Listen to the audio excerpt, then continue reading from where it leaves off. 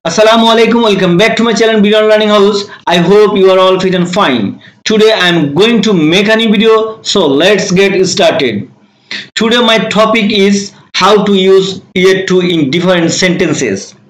Yet to usually refers to something that has not happened as yet, but that might occur in the future. We normally put yet to the sentence next to the auxiliary verb like am, is, are. Yet to is used in negative sentences and question. So keep watching the video. Yet to আসলে এখনো হয়নি এই অর্থে আমরা ব্যবহার করি। তো বাংলা সেন্টেন্সে যখন আমরা দেখব যে কাজটা এখনো হয়নি, তার মানে কি যে কাজটি এখনো শুরু হয়নি, এরকম যে বাংলা সেন্টেন্স গুলোতে দেখব সেই জায়গাগুলোতে আমরা ইয়েট টু ব্যবহার করব। তো এই ইয়েট টু এর ব্যবহার কিভাবে বাংলা সেন্টেন্স হয় সেগুলো আমরা বিভিন্ন এক্সাম্পল থেকে কি করব দেখব। আর একটা কথা বলে নি, ইয়েট টুটা আসলে এর পাশাপাশি আমরা যে ইয়েট এর ব্যবহার দেখছিলাম বিগত কয়েকটা ভিডিও আগে, প্রেজেন্ট পারফেক্ট টেন্সে আমরা যে ইয়েট টু ব্যবহার করেছি, ইয়েট ব্যবহার করেছিলাম, যে প্রেজেন্ট পারফেক্ট টেন্সে কি নেগেটিভ সেন্টেন্স এবং কোশ্চেন মেক করার জন্য কি করেছিলাম আমরা ইয়েট ব্যবহার করেছিলাম। যে ইয়েট ব্যবহার করেছিলাম এবং ইয়েট টু সেম অর্থে কিন্তু আমরা ব্যবহার করতে পারি। যে জায়গায় আমরা ইয়েট ব্যবহার করব সেই জায়গায় আমরা ইয়েট টু ব্যবহার করতে পারবো। যেমন একটু আগে এক্সাম্পল দিই, হি হ্যাজ, কি হবে এটা, হ্যাজ নট, তাই না, বা hasn't, he hasn't watched the movie yet. আমরা তো গত ভিডিওতে এটাই শিখেছিলাম, তাই না, he hasn't watched the movie yet, সে এখনো মুভি দেখে নাই। তার মানে মুভিটা দেখার কথা ছিল কিন্তু সে এখনো দেখে নাই, এটা অতি শীঘ্রই দেখবে। এরকম বোঝাতে গেলে তো আমরা দেখছিলাম যে প্রেজেন্ট পারফেক্ট টেন্সে কিভাবে ইয়েট ব্যবহার হয়, সেম ভাবে ইয়েট টু ব্যবহার হয়। আপনি এই সেন্টেন্সে এইভাবে বলতে পারবেন, he is yet to watch the movie. He is yet to watch the movie, সে এখনো মুভিটা দেখে নাই। ঠিক আছে, তাহলে দেখেন এই একই জিনিস এখানে শুধু কি হচ্ছে, ইয়েটটা লাস্টে ব্যবহার হচ্ছে, হ্যাজ নট ব্যবহার হচ্ছে এবং হ্যাজ নট এর জন্য ভার্বের কি হচ্ছে V3 ফর্ম হয়ে যাচ্ছে।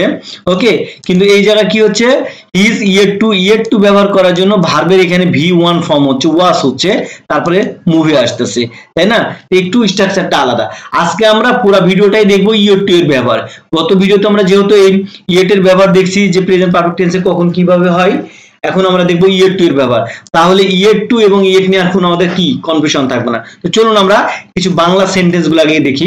দেখেন এখানে কি বলা হচ্ছে, যে আমি এখনো রাতের খাবার খাইনি। দেখেন আমি এখনো রাতের খাবার খাইনি, কি বলা হলো প্রথমে, যে যেটা হওয়ার কথা কিন্তু এখনো হয় নাই, তাই না, যেটা হওয়ার কথা কিন্তু এখনো হয় নাই। এরকম যদি মানে এটা যে ভবিষ্যতে হবে বা এখন হবে এরকম বোঝাবে, তখন সেগুলো আমরা ইয়েট টু ব্যবহার করব। ওকে, তিনি এখনো কিছু ব্যাখ্যা করেন নাই। ঠিক আছে, এই ধরনের সেন্টেন্স গুলো কি করব আমরা ইয়েট টু দিয়ে কিভাবে আমরা সেন্টেন্স মেক করব সেটা দেখব। তাই দেখেন আমি এখনো রাতের খাবার খাইনি, তাহলে I am yet to it, I am yet to eat dinner. আমি এখনো রাতের খাবার খাইনি।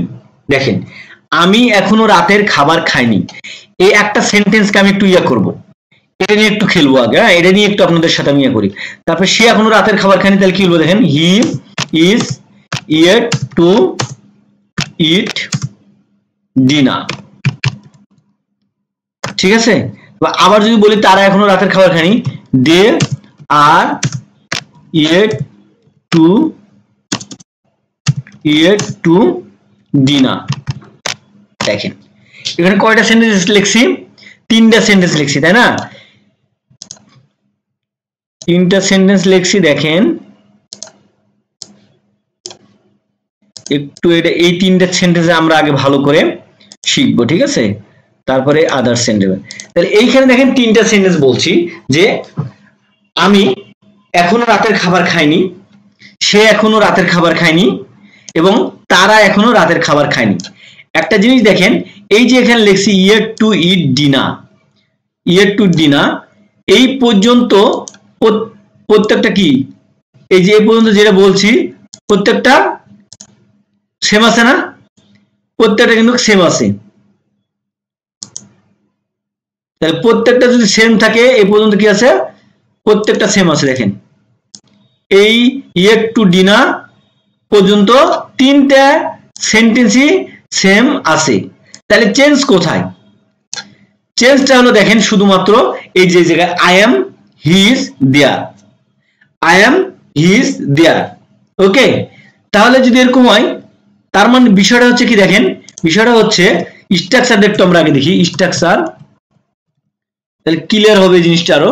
স্ট্রাকচার তাহলে গেছে প্রথমে আমি একটা সাবজেক্ট দিব, এই সাবজেক্ট দেওয়ার পরে কি হবে, সাহায্যকের ভার্ব এম অথবা ইজ অথবা আর বসবে।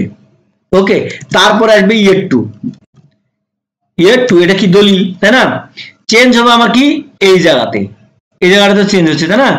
ইয়েট টু, ইয়েট টু এর পর কি বলতেছে যে ভার্বের V1 ফর্ম হবে, মানে ভার্ব যে বসবে সে ভার্বের বেস ফর্ম হবে। এই যে দেখেন কি বসেছে, এখানে ইট বসেছে, প্রত্যেকটাতে ইট বসেছে, তাই না? ইয়েট টু ইট ডিনার, প্রত্যেকটাতে কি বসেছে? ইট বসেছে। তাহলে ভার্বের বেস ফর্ম হওয়ার পর কি হবে, তারপরে হবে কি এক্সটেনশন, মানে আদার যা থাকবে সেই এক্সটেনশন। তাহলে দেখেন আমরা কিন্তু নিয়মটা পেয়ে গেছি, যেটার কি নিয়মে হচ্ছে। তার মানে দেখেন আমার সাবজেক্ট যা বলবো এই সাবজেক্ট অনুসারে চেঞ্জ হচ্ছে, হবে কি অক্সিলারি ভার্বটা বা হেল্পিং ভার্বটা আমার সাবজেক্ট অনুসারে চেঞ্জ হবে। তার মানে তো এটার খেলা হবে কি সাবজেক্ট অনুসারে, subject third person singular number না ফার্স্ট পারসন না সেকেন্ড পারসন। আর যারা এই যে পারসন সম্পর্কে জানা নেই তারা রিসেন্টলি আমি একটা পারসন নিয়ে ভিডিও মেক করছি, চাইলে দেখে নেবেন, তাহলে আপনাদের ক্লিয়ার হবে যে কোনটার সাথে কি বসবে। ওকে, তারপরে হচ্ছে সূত্রের ইয়েট টু, ইয়েট টু এর পরে বলে দেওয়া হচ্ছে কি ইয়েট টু এর পরে বসবে কি আমার কি বলবে বলুন তো, ভার্বে V1 ফর্ম সবার জন্য।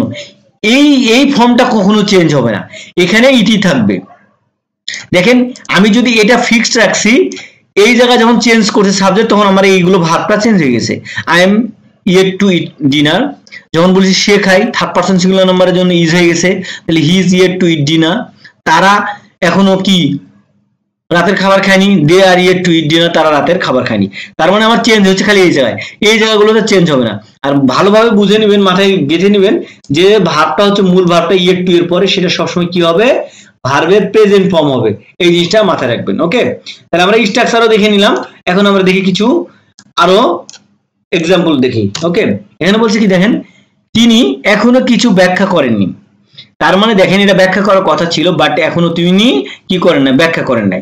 তাইলে কি বলবো, হি ইজ ইয়েট টু কি ব্যাখ্যা করা, মানে তিনি এখনো ব্যাখ্যা করেন নাই। যেহেতু তিনি বলছেন, তিনির সাথে কি হবে, তিনি সাবজেক্ট হি, আর আমরা থার্ড পারসন সিঙ্গুলার নাম্বার হলে তার সাথে অক্সিলারি ভার্ব হয়ে যাবে, কারণ আমরা সূত্রে দেখেছি যে প্রথমে সাবজেক্ট, সাবজেক্টের পরে একটা ভার্ব লাগবে অক্সিলারি ভার্ব, অক্সিলারি ভার্ব কি ইজ, তাহলে আমরা দিয়ে দিলাম is.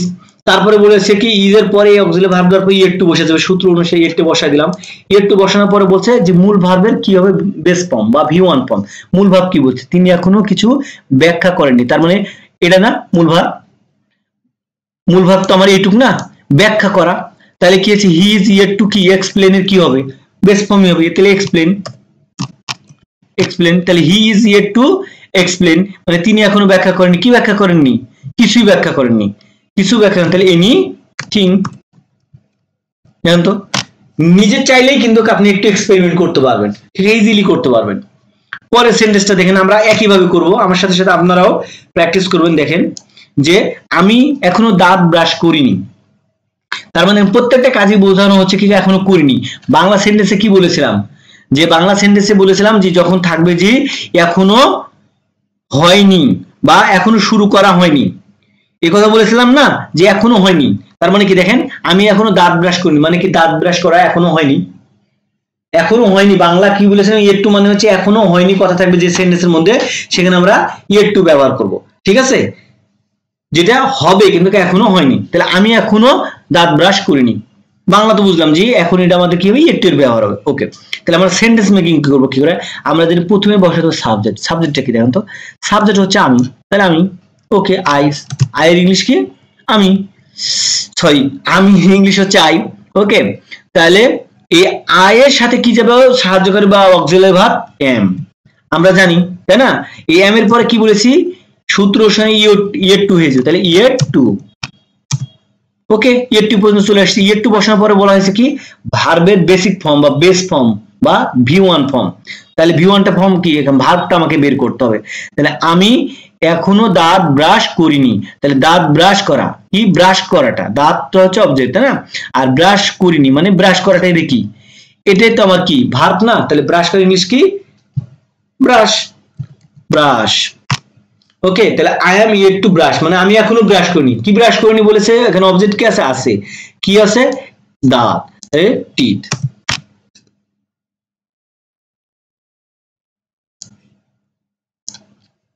I am yet to brush teeth.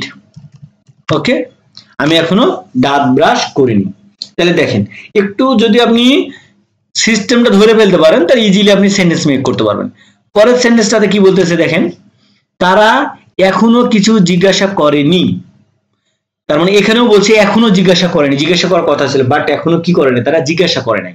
তাহলে এখানে আমি প্রথমে সাবজেক্ট বের করবো, সাবজেক্টটা কি দেখেন তো তারা, তাহলে আমি চোখ বন্ধ করে দিয়ে দেবো তাই না, তারা, দেয়ের সাথে কি হয় সাহায্যকারী ভার্ব আর, তাহলে দেয়া।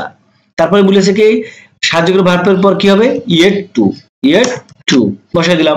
তাহলে দে আর ইয়েট টু মানে কি হয়নি, তারা এখনো এর মতো মানে এখনো ফুল একটা সেন্টেন্স পাইনি, কি করে নাই, এই ইয়েট টু পর আমাকে কি দিতে হবে, মূল ভার্ব, আর মূল ভার্বটা কি হবে, বেস ফর্ম। তাহলে মূল ভার্বটা আমরা বের করি, তারা এখনো কিছু জিজ্ঞাসা করেন, তার মানে জিজ্ঞাসা করা, জিজ্ঞাসা করাটা আমাদের কি ভার্ব। তাহলে আমাদের জিজ্ঞাসা করার ইয়া কি ইংলিশ কি, আস্কিং বা আস্ক তাই না, ভার্ব হলো ask. They are yet to ask মানে তারা এখনো জিজ্ঞাসা করেনি, কি জিজ্ঞাসা করেনি, এনিথিং, যেহেতু কিছু বলেছে এনিথিং, তারা এখনো কিছুই জিজ্ঞাসা করেনি। কত ইজি হচ্ছে না, ইজি, কিন্তু আপনি যখন পারবেন না বা এই সিস্টেম শিখে যাবেন তখন ইজিলি পারবেন। পরেরটা দেখেন কি বলতেছে, বলতেছে কিরণ এখনো আমার বক্তৃতায় অংশ নেয়নি, মানে এক জায়গায় তো কোনো কনফারেন্স হচ্ছে, হ্যাঁ সেখানে কিরণ নামের একজন লোক বা ব্যক্তি সে কি করতেছে, তার স্পিচ দিচ্ছে, হ্যাঁ বক্তব্য দিচ্ছে। তো এই বক্তৃতায় কি হয়নি, কিরণ নামের ছেলেটা কি করছে, এখনো সেখানে উপস্থিত হয়নি। কেউ একজন বক্তৃতা দিচ্ছে, কিরণ বক্তৃতা দিচ্ছে না মানে কেউ একজন দিতেছে, সেই বলতেছে কিরণ এখনো আমার বক্তৃতায় অংশ নেয়নি, মানে যে বক্তা সে নিজে বলছে যে কিরণ এখনো আমার বক্তৃতায় অংশ নেয়নি। ওকে, তাহলে এখানে ভার্ব সাবজেক্টটা কি, আমার সাবজেক্ট না কিরণ, আমার বক্তৃতায় অংশ নেয়নি এটা তো হলো অবজেক্ট তাই না, আর কিরণ কে অংশ নেয়নি, তাহলে ক্রিয়া করতেছে কিরণ, তাহলে কিরণ, কিরণ কি করেন, কিরণ কি বলেন তো, কিরণ হচ্ছে একটা নাম, নাম হলে কি আমরা জানি যে কোনো জিনিসের নাম হলে থার্ড পারসন সিঙ্গুলার নাম্বার, আর থার্ড পারসন সিঙ্গুলার নাম্বার হলে এর সাথে হয় ইজ হয়। ওকে, তাহলে কিরণ ইজ কি করেনি, এরপর ইজ এর পর সাহায্যকারী ভার্বের কি পরে কি দেব, ইয়েট টু, ইয়েট টু, তাহলে কিরণ ইজ ইয়েট টু কি, ইয়েট টু এর পরে কি বলা, কি করতে হবে বলেন তো, ইয়েট টু এর পর আমাকে ভার্ব বসাতে, ভার্বটা কোনটা, তাহলে দেখেন কিরণ এখনো আমার বক্তৃতায় অংশ নেয়নি, অংশ নেওয়াটা কি ভার্ব না, এই অংশ নেওয়াটাই কি এখানে ইয়ান আমার ভার্ব না, অংশ নেওয়াটাই আমার এখানে ভার্ব। তাই কি অংশ নেওয়া মানে কি, অংশ নেওয়া পার্টিসিপেট করা তাই না, পার্টিসিপেট, পার্টিসিপেট কিসে, কিসে অংশ নেয়নি, লেকচারে, কারণ বলছে আমার বক্তৃতায়, তাহলে মাই লেকচার, মাই লেকচার। তাহলে Kiran is yet to participate my lecture, Kiran is yet to participate my lecture মানে আমার বক্তৃতায় কি করেনি, অংশগ্রহণ করে নাই। ক্লিয়ার?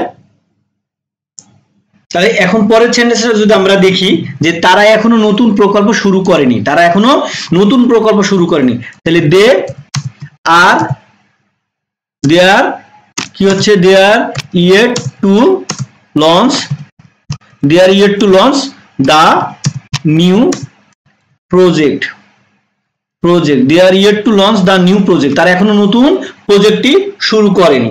ওকে, এখন আমরা দেখি যে কিভাবে প্রশ্ন করব, প্রশ্ন করতে গেলে আমরা কিভাবে yet to টা ব্যবহার করব।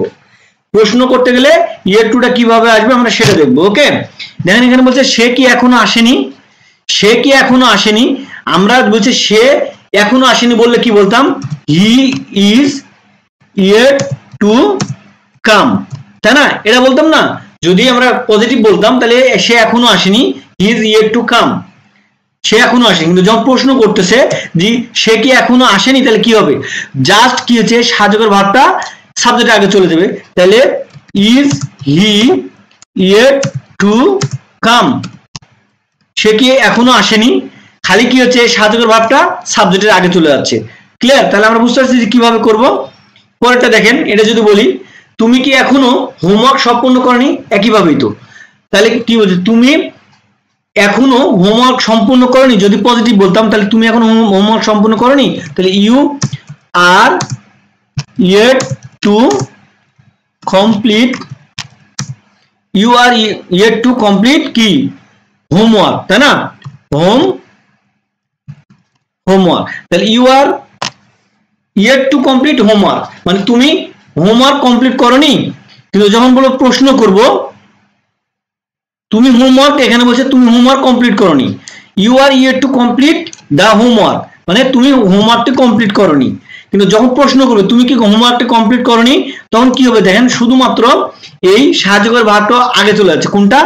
এই যে সাহায্যকারী ভার্বটা, এটা চলে যাচ্ছে কি আগে, কার আগে, সাবজেক্টে। তাহলে হচ্ছে are you yet to complete the homework, complete the homework, are you complete the homework, তুমি কি হোমওয়ার্ক কমপ্লিট করনি। তাহলে দেখছেন, যদি বুঝতে পারেন, আর যারা টেন্স জানেন তারা তো জানেন কিভাবে প্রশ্ন করতে হয়, কিভাবে নেগেটিভ সেন্টেন্স করতে হয়, তো জানেনি, ঠিক আছে। তাহলে আমাদের কিন্তু সবকিছুই জানা দরকার, একটার সাথে কিন্তু একটা রিলেটেড। তাহলে আমরা যদি ইয়ার টু তে প্রশ্ন করতে যাই তাহলে আমরা এইভাবে প্রশ্ন করব, ঠিক আছে। এখানে দুইটা সেন্টেন্স দেখাইছি, আপনারা আরো বাসায় বসে প্র্যাকটিস করেন, তাহলে দেখবেন ইয়ার টু দিয়ে ইজিলি কোশ্চেন মেক করতে পারছেন।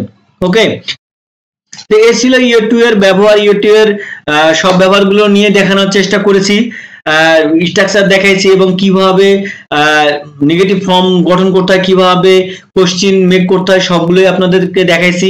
এবং সাবজেক্ট চেঞ্জ করলে কিভাবে ভার্ব চেঞ্জ হচ্ছে এবং মূল ভার্বটা কি ফর্ম হচ্ছে সেটাও দেখাইছি। জাস্ট এখন আপনাদেরকে বাসায় বসে আমি যেইভাবে নিয়মটা দিয়েছি আপনাদেরকে বসে বসে প্র্যাকটিস করতে হবে।